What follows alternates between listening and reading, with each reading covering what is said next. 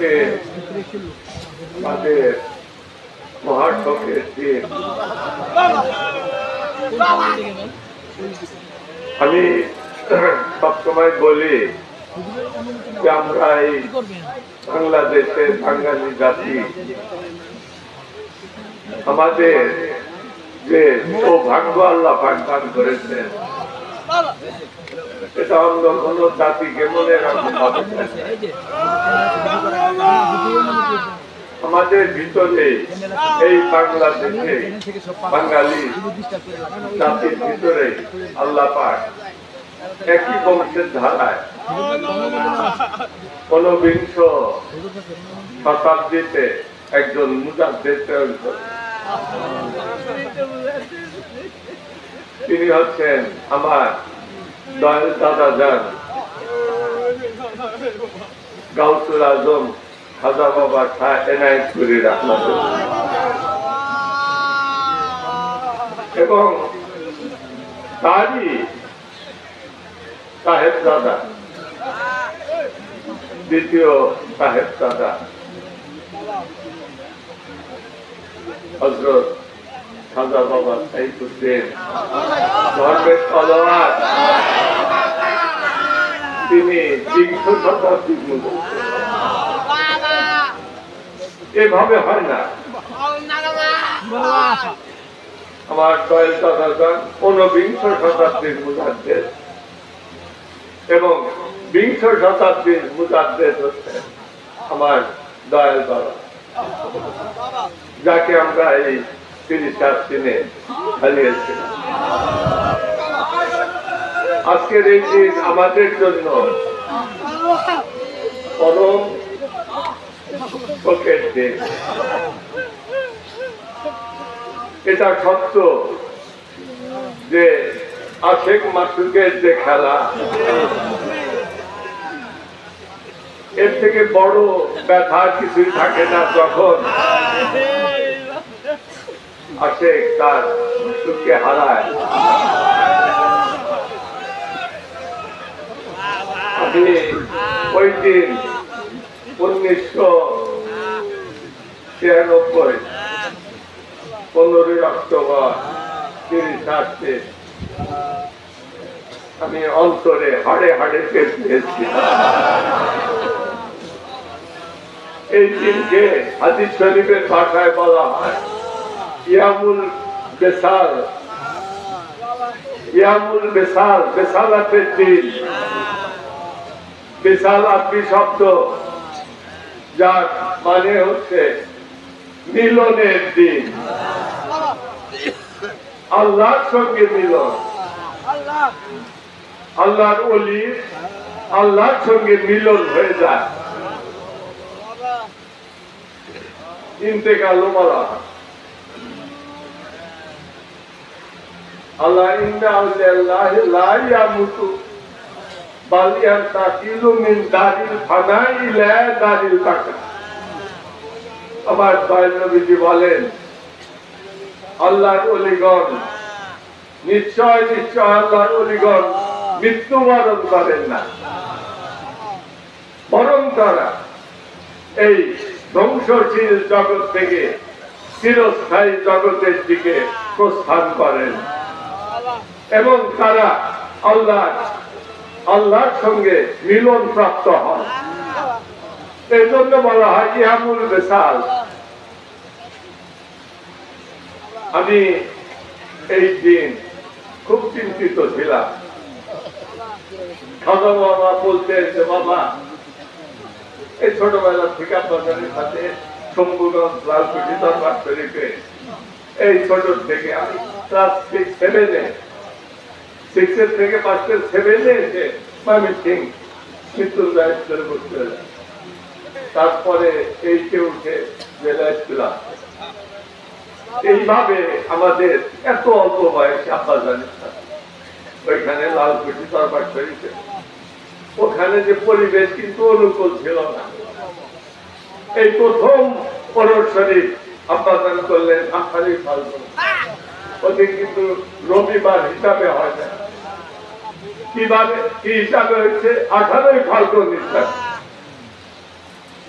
তখন থেকে আপনারা জানেন, যারা ওই সময় ছিলেন তারা জানেন যে কত বাইরের শত্রুপক্ষ কিরকম ভাবে আক্রমণ করত। এটা চলতেই থাকলো, চলতেই থাকলো, এর কোনো শেষ দেখলাম না। বাজার আমাদের বলতেন অনেক হাতে কলমে শিক্ষা দেওয়া, হাতে কলমে শিক্ষা দেয়। হযরত মাওলানা রুমি রহমাতুল্লাহ আলাইহি তিনি তার মুস্তফি শরীফের ভিতরে এক জায়গায় লিখছেন যে তোমরা দেখবে পাখি যখন তার বাসায় ডিম পাড়ে, ডিম পাড়ার পর কিছুদিন তাপ দেওয়ার পর ওই ডিমের বাইরের যে শিলটা ওটা ফাটে, ফাটার ভিতর থেকে ডিমের বাচ্চা বের হয়। ওই বাচ্চাকে পাখির মা এবং তার বাবা তারা ছোটে করে তারা হাত নিয়ে এসে তাকে খাওয়ায়। এইভাবে আস্তে আস্তে পাখির বাচ্চাটা বড় হতে থাকে। এইভাবে কিছুদিন লালন পালন করে, তারপরে তার পাখা দিয়ে শরীর দিয়ে পালক গজায়, পালক গজায়। ওই যে পালক গজাইতেছে তখন পাখির বাচ্চাটা কি করে, বাচ্চাগুলো ওই বাসার ভিতরে তারা পাখা ঝাপটায়, পাখা ঝাপটায় যে পাখা কি করবে, এই যে পাখা ঝাপটায় মাওলানা রুমি রহমাতুল্লাহ আলাইহি বলেন বেশি আত্মবিশ্বাসী হয় না, বেশি আত্মবিশ্বাসী হয় না। ওই পাখির বাচ্চাগুলো যখন তার পাখার পালক গজাতে থাকে তখনই সে পাখা ঝাপটায় যে আমি ওড়ার উপযোগী হয়েছে কিনা। কিন্তু যে বাচ্চা সে তার ভূ শক্তিটা আছে যে এখনো আমার পাখা সম্পূর্ণ পালক গজায় নাই, ওই অবস্থায় বোধ শক্তি আছে, বেঁচে গেল, বাসার ভিতরে থাকলো। তার মা বাবার যে আশ্রয়ে তাকে যে শিক্ষা দিতেছিলেন, খাওয়াতেছিলেন, সেভাবেই সে থাকলো সেখানে। তারপরে যখন তার বাবা মা তাকে বলল, তাদের ভাষায় বলল এখন তোমার সমস্ত পালক গজিয়ে গেছে, উড়াল দাও, তখন কিন্তু সে উড়ে যাবে, তার পড়ার কোনো ভয় থাকবে না।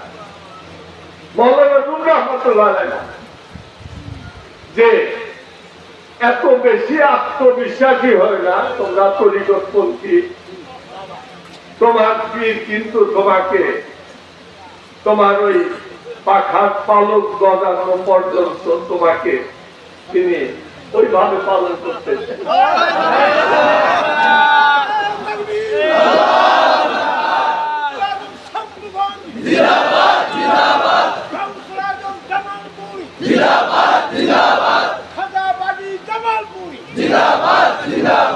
এই পালক পরিপূর্ণ গজানের আগেই যদি তুমি ওই পাখির বাচ্চার মতো আত্মবিশ্বাস, অতি আত্মবিশ্বাসের বাসার থেকে গাছের উপরে বাসা, সেখানে কোন বিড়াল গাবড়া এগুলো উঠতে পারে না, উঠতে পারে না, ওকে খাইতে পারে না, অনেক উপরে নিরাপদ। তার বাবা মা, তার মা বাসা করছে এমন জায়গায় যেখানে দুশ্মনরা যেতে পারে না, তার ক্ষতি করে। সেই রকম ভাবে পাখির বাচ্চাকে যেরকম ভাবে লালন করে, পালন করে তার বাবা, সেই রকম ভাবে তোমার মুর্শিদ তোমাকে লালন পালন করে। অতি আত্মবিশ্বাসের পাখার পরিপূর্ণ গজানের আগে লাভ দিও না, লাভ দিও না। মাওলানা রুমি রহমাতুল্লাহ আলাইহি বলেন অতি আত্মবিশ্বাসী পাখির বাচ্চা তার সমস্ত পালক গজানের আগেই যদি উড়াল দেওয়ার চেষ্টা করে তাহলে বাসার থেকে একবার চেষ্টা করে দেয় কি হবে? ওই নিচে ওয়াক গাবড়া আছে, তারা খাবে। তোমার পীর তোমাকে কিরকম ভাবে লালন করে। আমি ওই 30 আসছে 1993 15ই অক্টোবর আমি হাড়ে হাড়ে টের পাইছি যে কি অবস্থা, কি ভয়ঙ্কর অবস্থা। পাখা তো গড়ায় যায়, এখন আমার লালন করে পালন করে এই অবস্থা। আপনারা সতর্ক থাকবেন। এখন হচ্ছে ওই বললাম যে আমাদের সৌভাগ্য এই বংশের ধারায় এনায়তপুরি খাজা বাবা 19 শতাব্দীর মুজাদ্দেদ খাজা বাবা এনায়তপুরি বলতেন যে বাবা আখেরি জামানা ভয়ঙ্কর, আখেরি জামানা ভয়ঙ্কর। তসবির ভিতরে সুতা সুতা যদি ছিঁড়ে যায় তসবির থেকে একটা একটা করে তসবির যে টুকাগুলো পড়তে থাকে একটা একটা করে ওই রকম বাবা আখেরি জামানায় একটা বালা মুসিবতের পর আর একটা গজব মুসিবত আসতে থাকে। ওই সময় তুমি কি করে রক্ষা পাবে? শিক্ষা দিচ্ছেন বাবা, অনেকে দেখবে শুধু উপদেশ দিয়ে যাবে, এটা করো এটা করো এটা করো, কিন্তু ওই যে উপদেশটা দিচ্ছে, যে জিনিস করার জন্য বলছে, ওই জিনিস কি করে করতে হয় এই শিক্ষাটা সে দেয় নাই, শুধু উপদেশই দিয়ে গেল। আমরা এনায়তপুরি খাজা বলেন বাবা আমি শুধু মুখে উপদেশ দেব না, আমি তোমাদেরকে যে উপদেশটা দেব সেই উপদেশটা আমি তোমাদেরকে আগে শিক্ষা দিয়ে নেই, তারপরে উপদেশটা দেব। তোমরা ওই আখেরি জামানার ঘোর বিপদের সময় বাঁচবে কি করে? আমরা পড়ছি না এই জমানায় চারদিকে বিপদ না? এই কয়েক বছর আগে করোনার বিপদ, আবার এখন যুদ্ধ, বিশ্বযুদ্ধের একটা আলামত, ভয়ঙ্কর বিপদের ভিতরে আমরা আছি, একটার পর একটা আসছি। এই অবস্থায় বাঁচবা কি করে? আমাদেরকে বলছেন বাবা শিক্ষা দিয়েছি, আমি তোমাদের শিক্ষা দিয়েছি, সেই শিক্ষাটা কি বাঁচার শিক্ষা, কি করে বাঁচবে সেই শিক্ষাটা আমি তোমাদের, তোমরা সেই শিক্ষাকে ধারণ করো, সেই শিক্ষাকে আঁকড়ে ধরো, তাহলে তোমরা বিপদে পড়বে না, ধ্বংস হবে না। বলতেন যে বাবা এই যে কালবেগ জেকের আমি শিক্ষা দিয়েছি, এই আমার খাজা এনায়তপুরি খাজা বাবা